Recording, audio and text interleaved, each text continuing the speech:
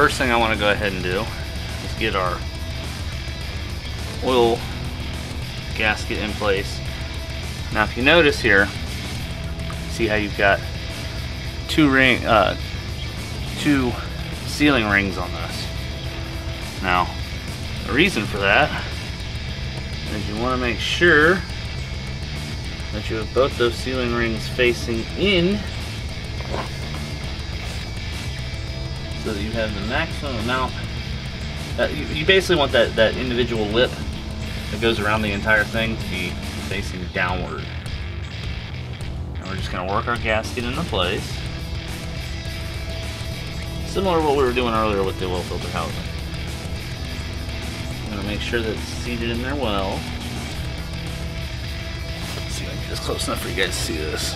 If you notice, if you don't push it all the way down in there, you will have a little bit of that bottom sealing surface that runs around the outside of the gasket sticking out. And if you do that, you're going to cut part of it, and you're not going to seal as well as you could. So make sure it's all the way in there.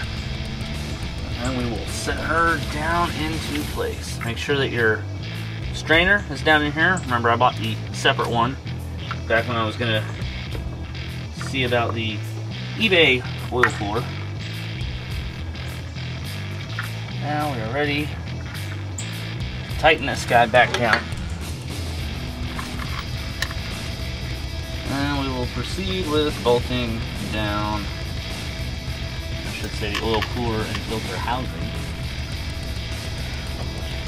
Alright, I'm going to go around, hand tighten all these guys down, just to make sure nothing's cross-threaded, everything's nice and neat, all that jazz. This also helps ensure that I draw this down nice and smoothly with it. Now when I tighten this, I am going to tighten this in a crisscross pattern, because this is a big old piece of aluminum here. But for now, I'm just going to go around and tighten it by hand. So I ensure that we're drawn down to a relatively even torque all the way around, nice and smooth, so that when I go to torque this down to the final torque value, which I do need to go look up, everything will be nice and even in there.